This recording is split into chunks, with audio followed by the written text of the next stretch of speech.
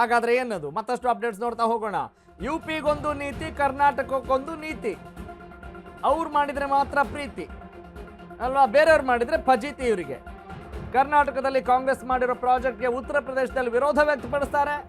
ಅಲ್ಲಿ ಉತ್ತರ ಪ್ರದೇಶದಲ್ಲಿ ಬಿಜೆಪಿಯ ಯೋಗಿ ಸರ್ಕಾರದ ವಿರುದ್ಧ ಕೈ ಚಳವಳಿ ನಡೆಸುತ್ತೆ.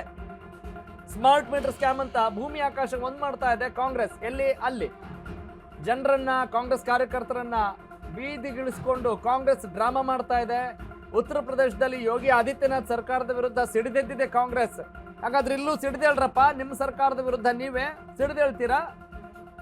ಹೆಂಗಿದು? ಏನ್ ನಡೆಸ್ತಾ ಇದ್ದೀರಿ? ಅಧಿಕಾರ ಇದ್ರೆ ಒಂದು, ಅಧಿಕಾರ ಇಲ್ಲದೆ ಇರೋ ಕಡೆ ಮತ್ತೊಂದು. ಒಟ್ನಲ್ಲಿ ನಿಮ್ಗೆ ಅಧಿಕಾರ ಇರಬೇಕು, ಒಟ್ನಲ್ಲಿ ನಿಮ್ಮದೇ ಸರ್ಕಾರ ಇರ್ಬೇಕು. ಸರ್ಕಾರ ಇದ್ರೂ ಕೂಡ ಏನು ಮಾಡ್ತಾ ಇದ್ದೀರಿ ನೀವು? ಅಲ್ಲಿ ಯಾವ ನೀತಿ ನಿಯಮಗಳು ಬೇಕಾಗಿಲ್ಲ.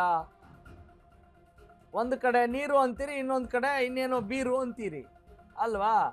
ನೀವು ಕುಡಿದ್ರೆ ಮಾತ್ರ ಒಳ್ಳೆಯದು, ಬೇರೆಯವ್ರು ಕುಡಿದ್ರೆ ಅದು ಹೆಂಡ, ಆ ಥರ.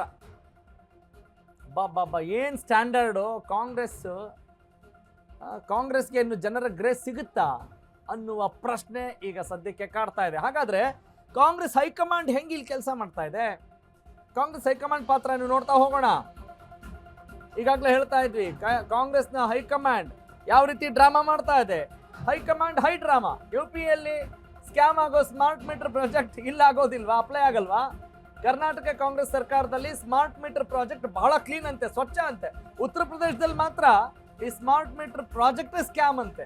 ಅಪ್ಪ, ಇದೇನ ಸಭ್ಯತೆ? ಇದೇನು ಇದೆಯಲ್ಲ ಸನ್ನಡತೆ?